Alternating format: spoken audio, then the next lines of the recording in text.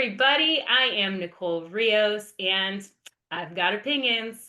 We are back as promised with Matthew Bartlett as our kind of like our election correspondent. How about that for a how about that for a title? And we are going to talk how we see our outcomes here of these races in Virginia, Jersey, New York, Prop 50. Meh, didn't look so good for us. Oh boy, we got a lot. Election day, the next day. People are coming off their highs, coming off their lows, and here comes the hangover. Either lessons learned or time to get to work. Both are challenging. But there's a lot that happened last night. Not just in those races, but what they mean for the future, for the midterms, and maybe even for 2028. And just to start, ain't none of it good for the GOP. All of that can change, but last night was a big one. And of course, Nicole, this is coming off of our predictions on Monday. So I think there may be some accountability in politics first here. I don't know. I feel like every time we even get close to accountability, somehow it's skirted. I feel like DC is I like mean, the what you and I predicted. Oh yeah, I know. Yeah. I listen, I claimed my naivete as my excuse for some of my predictions. I think you were way closer on a lot of the margins than you were expected, like that you called than I was expecting you to be. So Yeah, I mean, if props to anything, you. I mean, it seemed to be even wider than I even maybe saw. But a lot of this was just, not a bit surprising, but not a shock, right? Not a We shock. talked Yeah. about this. Trump's in the White House, pendulum swinging, blue states, um, just a mix of everything. And most importantly, what you said on Monday in your monologue, the economy, the economy, the economy, affordability, affordability, affordability.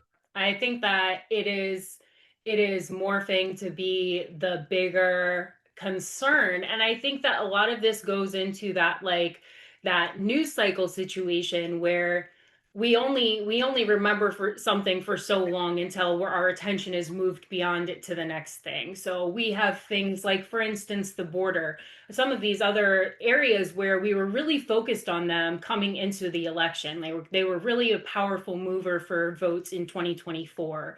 And now, like, borders under control for the most part. I mean, we're about as good as we can get until, we get our additional funding, and then things will ramp up. But for the most part, like, that's kind of settled, taken care of. We're on our way with it.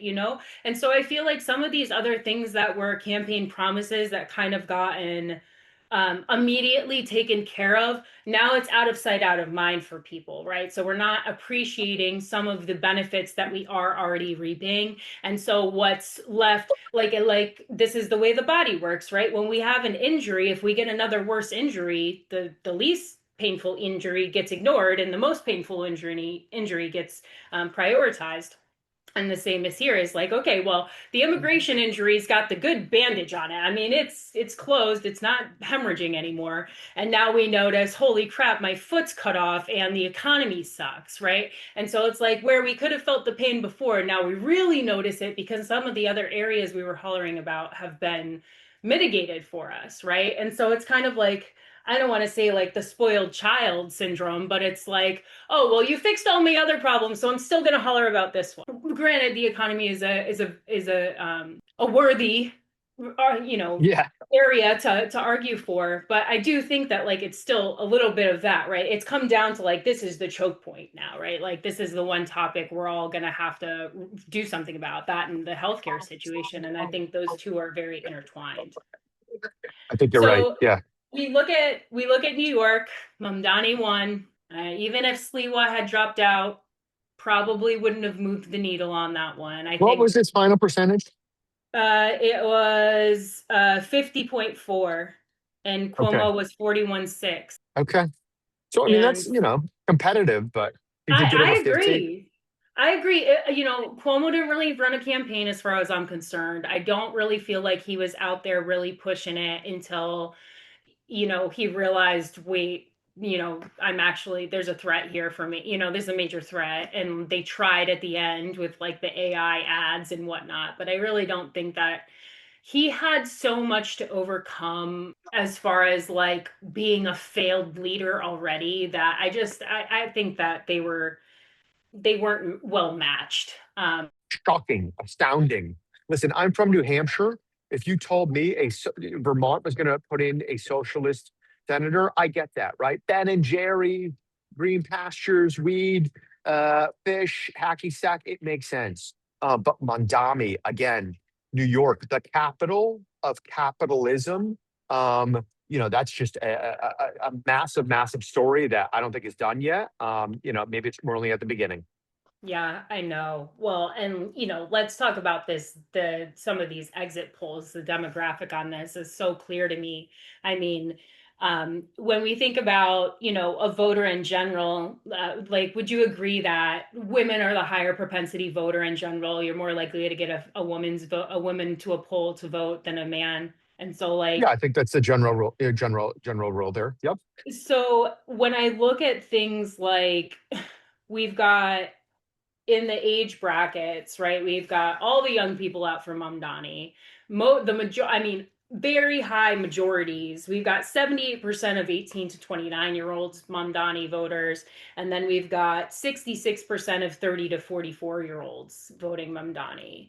And again, the men to female split, that we've got 84% of 18 to 29-year-old women are voting Mamdani, which that says something to me. That's a huge percentage of young women who, like, it's for me, that means like, what's the draw? What's missing that they're looking to this guy to solve all their problems? And it's like, is it the affordability? Is it that there are these, like, all these young women that are out there trying to like make it on their own in New York City, which is obviously unrealistic? And so they are hoping that this guy can come in and solve those problems. I mean, like, is that the person who's voting this way, or is this like some rich liberal, trust fund kid that like did the liberal arts degree and is now like just living the life on daddy's money? I mean, like, you know, I think it's a mix of all of that, right? A little bit of everything there. Um, I'll be honest, I will go to New York occasionally for business. I can't afford to go there during the day. You know what I mean? I've had days where I spend $300 on Uber. Imagine living there. So I think it's a very, very potent argument, affordability.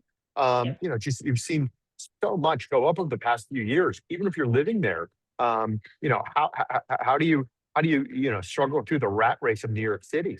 So I think that's legit, as well as I think we've talked about some of this. People have moved out. Exodus, New Jersey, Connecticut, even Florida over the COVID days. And then you combine it with what you just said, a new generation, right? And we've talked briefly about some of what Peter Thiel's letter said. Some of these people have a negative net worth because they have student loan deficits, as well as no home ownership. So you have just a negative net worth. And what does that create? A frothy mix of frustration that produces, again, angst and maybe solutions that maybe aren't solvent, that reflect more of the anger than they do some of the easement. Some of this stuff sounds great. Um, you know, I smoke cigars. If Mondami said he's going to cap the price of cigars, I might vote for him myself. A lot of this is enchanting. We will see what happens. But it should be no surprise if you look at Trump rise in 2016. If you look at Mondami's rise last night or throughout the year, this is where the future of politics and populism, I think, are headed. Yeah, I think it's going to be interesting to see what he can actually do, what he Precisely. can actually do in the time period that he has. And, I hope that we can learn some lessons, and I hope that our system, listen, I think that we learn, is our system as sturdy as we expect it to? Do checks and balances really work the way that we hope they do? We wrote, the Constitution was written to balance the differences of America, and I hope that it is honored, and I hope that it shows to be as strong as we believe it to be, in mitigating the damage. As far as I'm concerned, that's the way I feel about it. So let's talk New Jersey. Oh Wow. man, Blue, this was worse than I blue thought it was going to jersey, be. blue jersey. What a blowout. Jeez, Um, ouch. and and listen, I am a Republican, and hearing Republicans talk about how we might win it. Let's remember, what was it, 2021? It was very close, in part because we had an aging, ailing, unpopular incumbent Democratic president. So that Mm. made, Jersey percolate more, right? Anger motivates people. We used to talk about the power of the incumbency. Now, the opposite. So now you have Trump in the White House, not on the ballot. I can't tell you the last time, New Jersey went Republican. Governor Chris Christie, in the Obama years. So, like, to me, this was going to be a no-brainer. I thought people were delusional. What was surprising was, again, the blowout. Every, deep. I think they flipped so many seats, and just the margin, shocking. So, yeah, This one hurt my feelings. I got to be honest because I had more hope for Jack than this. Man, it's rough. It was like 56-40. Like, yeah. ouch. I think I said 6 points or more. Looks like the Yes. overheld. Ugh. So, but this got me thinking because when I saw that difference, I'm like, wow, what was I not considering, because I really thought it was going to be closer there. So, I'm going through the exit polls and I'm just, seeing what pulls my attention and I get to voter by race. And Mickey Sherrill gets 82% of the Asian vote. And I'm like, dang, okay. It's like one of the highest, she got 94% of the black vote, which again is a huge percentage, but like the black demographic, like we know them to be more democratic voting anyway. It's fine, not fine, but like I expect it, right? It was the Asian number that jumped out at me. And only because I know from my medical background that Asian as an ethnicity in legally binding paperwork means all of Asia, everybody in Asia. So any Muslim population is going to be declared as Asian on ethnicity for as far as ethnicity. So then I'm like, okay, well, I wonder. So then I go look, and it turns out that New Jersey is one of the leading states of Muslim population in the United States of America. So is it a freaking shock that New Jersey, but sister to New York City with Mamdani, who just gets voted in as New York City mayor, that we would have a huge push of Asian voters in a Jersey race. It's not a surprise to me when you backwards engineer it a little bit. And I'm looking at their population, and they have over 400,000 Muslims in New Jersey. And so it's like when you look at the total votes cast, it's like you have to be honest with this being a huge influencing factor. Yes and no. I mean, maybe, right? Muslims are not known to be woke. Breaking news, right? They're not champions of the transgender movement. Quite the opposite. Many of these countries are culturally incredibly conservative. But you look at Jersey in 2024, it was incredibly competitive because of minority, because of blue collar. Um, and now you're looking at, again, the same situation, the same rationale, which is, has your life gotten better? Has your life gotten more affordable? And if not, you're still angry at who's ever in power.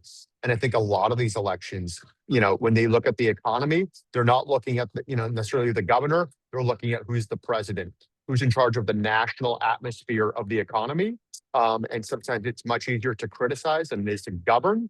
And I think a lot of Republicans are finding out very quickly that if you're not keying in to the Americans, regardless of background, their everyday needs, they're happy to vote against you. Yeah, I think that was another takeaway I got in the exit polls was that I feel like there is such a big separation of who's voting one way and who's voting the other. Like it's very clear, the split between education one way or the other, or like the male female, like even sex or it just we obviously have different groups that are more likely to vote one way or the other, or vote period, honestly. But I do think that, that's not a surprise. But I do feel like we have to be eyes wide open to how the electorates are shifting. And, with all the redistricting push and everything like this, like, you know, our political map is not the same as it was. And how it's not represented by, like, people who live in places are not being accurately represented, and the places that have been gerrymandered to the T, I think, like, also aren't representing what they're supposed to be, or what they were gerrymandered to represent. um, because I just think we've had so much even domestic migration in the last 4 years that we don't like what states have historically been as far as who lives there or what that person feels. I just feel like we're a little mixed now. We're not It's not as like cut and dry as it used to be, I guess. Um, and we've had a lot of people move around, so everything's kind of way more blended, I guess I will say, Y- than I. Yeah, totally. Historically, why do you move? There's one reason: for a job, right? Yeah, work. I'm Yep. why did you move there? Because it's beautiful. No, why? Because someone had a job. Oh, my kids are there. Well, why did they move there? Because they got a job there. Money, Now you're honey. now you're seeing, a mix of policy, of culture, whether it's Texas, Florida, Yep. California, Yep. Connecticut, Jersey, exodus of New York. So you're right; it's getting very, very frothy out there. And then how that plays politically is, good luck trying to figure that out. Right. Well, and again, we look at these demos, the young women 18 through 29, 81%, and I just, again, I look at these young ladies and I'm like, I just wonder what the push is there, Like, I don't. Virginia. Here we go. A beautiful Um, segue. yeah, hard pivot there. We've got another win, big win, way Wow. big win. I think we expected this one to be big, but shoot, we've Yeah. got What was the final 57 to percentage? 42. Holy smokes. Yeah. Ouch. So, and then this was the one thing in the exit poll that like was not a surprise, but basically I think summed up the whole. 84% of Spanberger voters said that the federal cuts affected their finances a lot. Yeah. Right. So Yeah. you can Yeah. pretty much take away that like 84% of her voters were federal federal workers that, lost their job or were caught, or USAID or whatever else, right? This is Virginia, they 100%. all live here. This is that group of people, right? We couldn't have expected anything other than this. Be just for that fact alone, right? Combined, yes, Virginia is, what was once a red state, then purple. Safe to say, it is a blue state, right? We've been over this. Youngkin snuck one past the goalie the last time, on a confluence of, Which almost guarantees this issues. more, right? Precisely, precisely. Because of the reliance on or the ties to the federal government via Doge, via shutdown, there's going to be some anger, and you saw that reflected, combined with just a horrible candidate in Winsome Sears. Right. I'm here in DC. She was running ads at the end. It was almost acknowledging that she was crazy. I was shocked. Direct the camera, like, I'm unpolished. I'm not good. It's like, why are Hold you on, lady. reinforcing all the negatives? So again, not a surprise that Spamberger won. A bit surprising, but not shocking at those margins. The crazy AG who sends these crazy text messages about killing people or whatever. You know, the top law enforcement official, has dreamt about murder or something. That's a wild one, but it just goes to the fact that we can split the atom. Sometimes you just can't split the partisan bonds. Yeah, he won by like 0.5 or like by 5 points too. It's crazy. There you go. Um, well, yeah, and that's just party line I do voting, think right?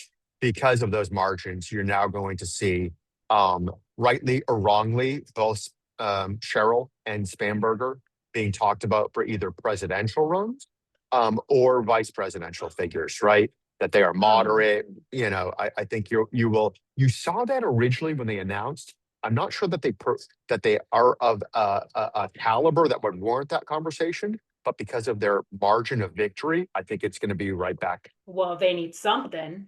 I mean, if they've got a win, what they consider to be a winner, I mean, what do the Democrats have? Literally nothing. So if they feel like they have like these at least three people that just won an election, at least they feel like they've got a winner in their pocket, you know? It would, you know, 100%. nothing's a motivator like a W. What, fully agree. And in, waves, bad candidates get elevated. And sometimes on the other side, even good candidates lose. That's the notion of a wave, right? Um, Yeah. we will see in the next few years, again, how they handle some of the challenges of governing, just like the Republicans, arguably are having those same challenges, with what is the most important issues, affordability. How do you rate? How do energy? How are you going to solve that one overnight? Yep. Housing? How are you going to solve that overnight? Yep. Groceries?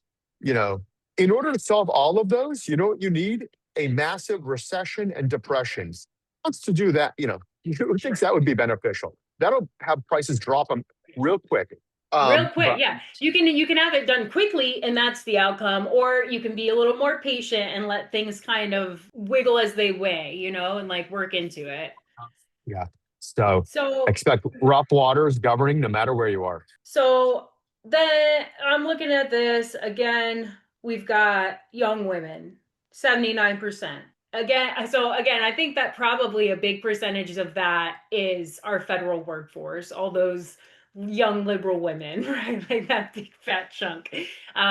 Because 30 to 44, it was only 68%. And then men drop off a lot more in Virginia than in any of the other races as far as like demographics as to who's voting who, right? And I feel like that's probably like the outside the DC circle of people. I mean, listen, it's the issues. Don't get me wrong that are always going to be. Nothing speaks in politics like reality. You know what I mean? Try to polish that one. But MAGA has never been culturally a real appeal to a majority of women, right? The guttural style of politics, the broness, the frat boy, Mm. that has never been a siren call to women. It seems Come politically. on, no, it hasn't. Let me tell you, I know plenty of them. I know The plenty of frat houses used to turn the babes out. What are you talking about? I know plenty of women who continue to adhere to the MAGA principles, and they are going to let you type A personality. They're going to be heard, but then they're also just again, overwhelming. You can probably do a whole college class on the mix of politics and sociology. Why that is the case? I guess you'd have to start by identifying genders and then dissecting them. Um, We can't but even get off the first point though, so you go too so far yeah, there. so once again, no surprise. If you've been paying attention, ain't no surprise. Do Republicans need female voters? Or to win, I think so. In the future, in the midterms, it looks like after last night, they're going to need everybody. And that goes to even a larger conversation around 2028. Like to me, Right. so much of this tells about reeks of 2028. And it may not be good if you're a Republican. Maybe. Yeah. Yeah. I just like if I think that probably we can both admit that abortion would be the one mitigating, like true out in front mitigating topic that would separate a female voter one way or the and other Maybe than I that, think we're a few cycles past the big road decision. So I think having it on a state level, where I'm not sure many states even change their positions. It seems to right. be reflective of the population. I think that might actually be a less motivating issue in the future. You had Winsome Sears, who was kind of extreme on. I don't know where where someone may fall. You know, an ardent pro-lifer and made that part of her agenda, whereas Youngkin never did. But in the future, I'm not sure you're going to see either party leaning in that much, just because now it's at a state level, seems to be settled in many cases. Might be less of a motivating politically. We'll see. I agree with you. I think that what is left is this 78% of women 18 through 29 who see Trump as the reason why their reproductive rights were taken away, all in quotations, right? Why they feel he was the reason why Roe versus Wade was put back to the states, and they don't even understand it. That's the problem. Is most of these voters are brainwashed by what they hear in the media. So all they hear is your rights are being taken away. And what they don't understand is no, actually, it's just not going to be a federal situation anymore. Ask your state government what they think about it, you know? And so it's just like not everybody understands that. And so what we have is the flavor, right? What we're dealing with in independent and liberal voters when we're looking at these huge percentages of these voters, where we would ideally need to pull from to have some voters for our damn selves, is that these people believe these narratives to be true that we know aren't true.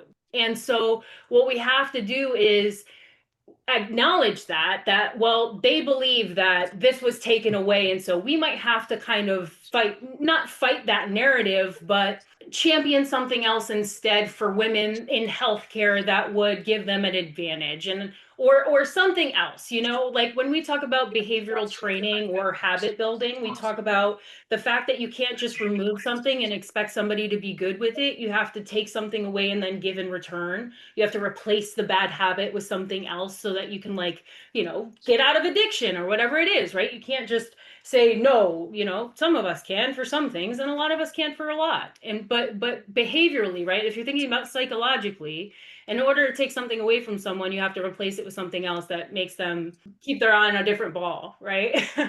Sure, sure, sure. Yeah.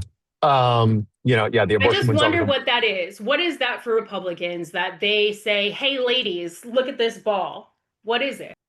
you know, I think if you are a good steward of the economy, if Bill Clinton, I feel your pain. If you show that you're working every day, you're paying the bills, you're raising kids, you're going to the grocery store, you got a mortgage, and it is brutal out there in America right now. It is brutal.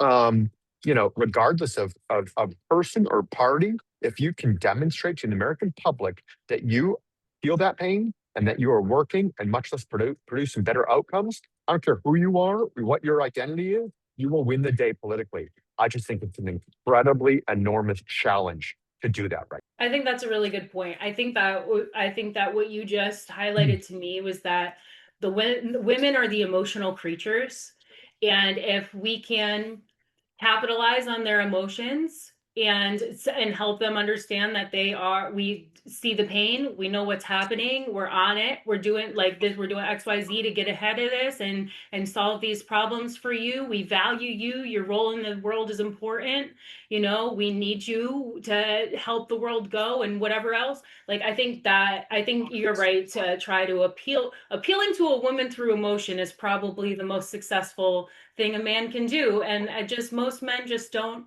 they don't capitalize on that. Well, whole different conversation. I know. How about that? Okay, so okay, real quick, we'll close it out with this because our president has been dropping the F word. And by the F word, I mean filibuster. This dude has been saying it nonstop for like the last 48 hours. I cannot believe how hard he's pushing this line. And so when he first dropped it, I was like, yeah, he's playing footsies, right? Like, it's not legit. Dude, he has like double, triple, quadrupled down. He means it. What is this? Yeah. Yeah. I mean, I'm surprised that this was not the forefront of the conversation from the beginning, right? You saw some of this percolating previously when it came to nominations, and now it's just a notion of, again, my way or the highway. You kind of get the feeling that if Trump had his way here, he would end it to yesterday, right? Seven And months there's ago. right, yeah, and there's so many in the Senate, that say like the other party would do the same. Right. We had Manchin, we had Cinema holding their ground, but there's just so much distrust. And if you do get rid of that filibuster, boy, arguably, whoever gets rid of it will one day regret that significantly. Because now we're talking about making states out of Puerto Rico and DC, 50 votes. You get 50 votes and it's Supreme Courts and 12 justices. Like, Lord, it will be never ending. 100%. 100%, 100%. I think part of this comes from, just the frustration of governing. And every president has always had that. You go back to Obama being like, I can't do student debt, I can't do it, I can't do it. Oh, I can do it by executive order. You go by executive order, then you got to deal with Congress. It's always frustrating.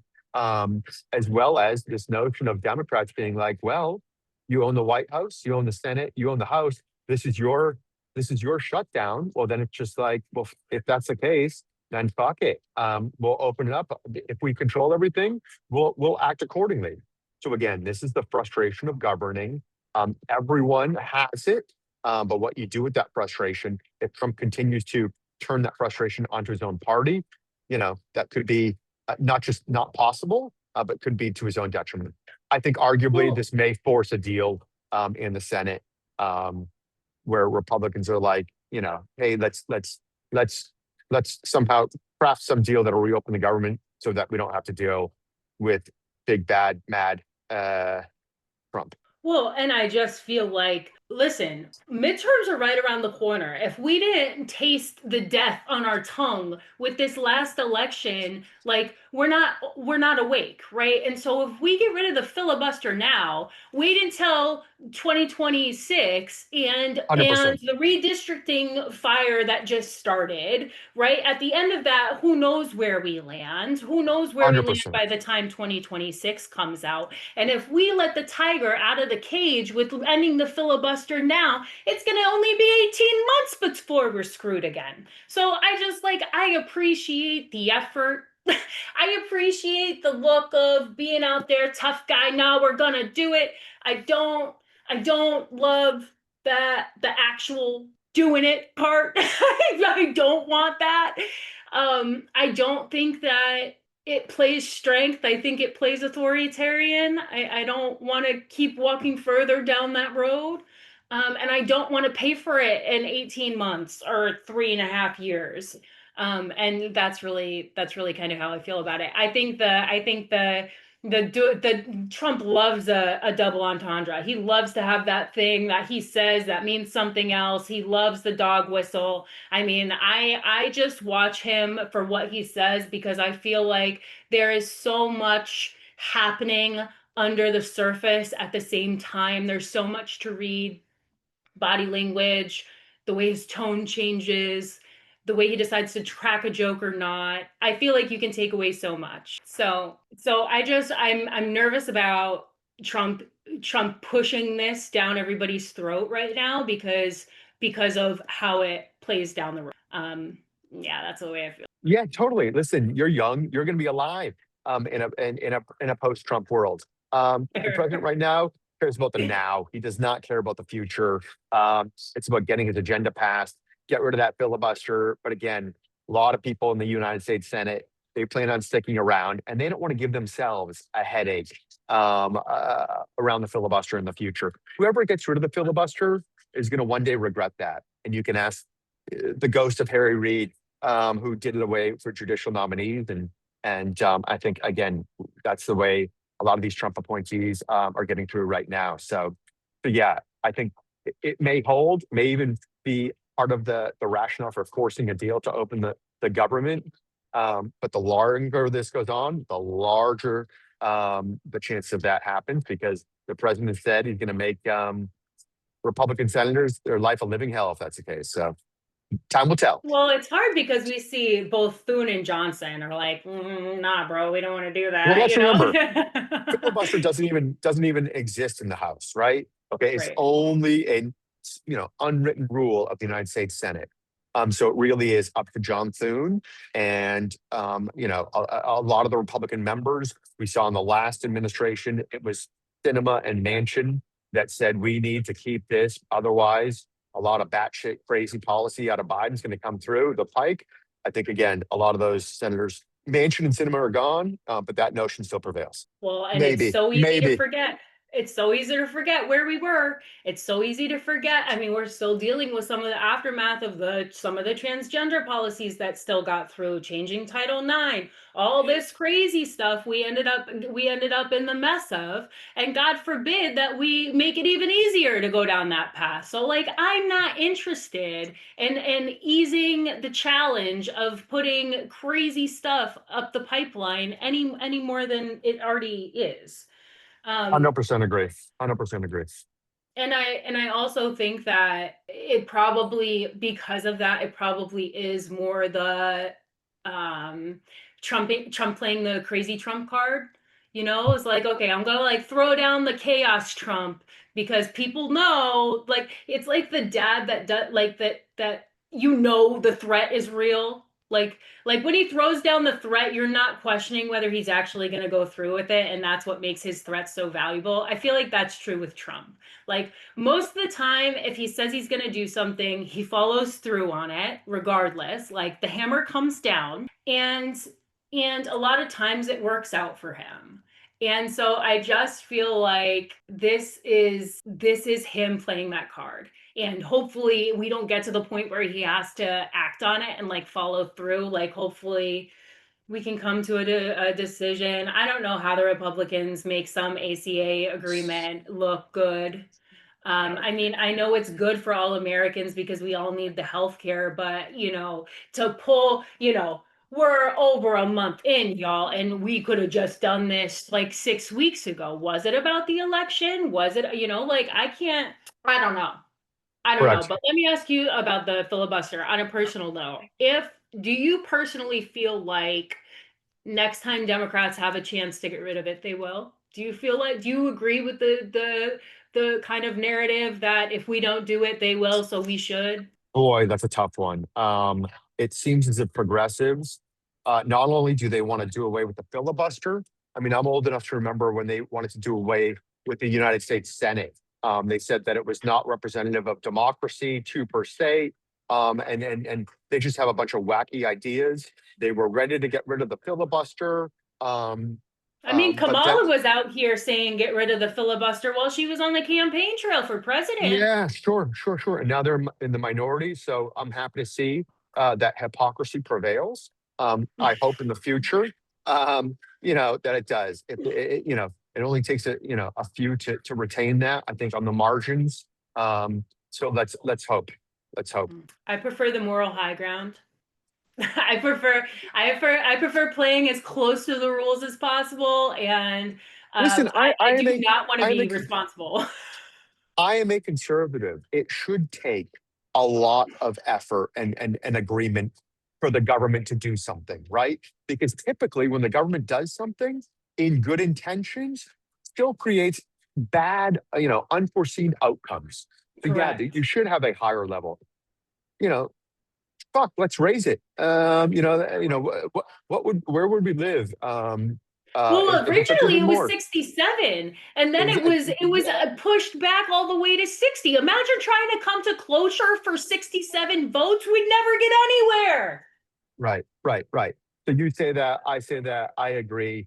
Of course, my worry is we wouldn't even have a functioning government. So who knows? Well, I hope that. Okay, last thing. How long does this shutdown last? When are we done with this thing? Is I it mean, it could be another federal paycheck? uh, it could be done by the end of this call, or it could easily go on for another month. It seems as if both parties are recognizing, hey man, this has been stupid. This has been long. Why don't we end? I still think we're a bit of a problem of the other side's going to capitulate, which is a problem.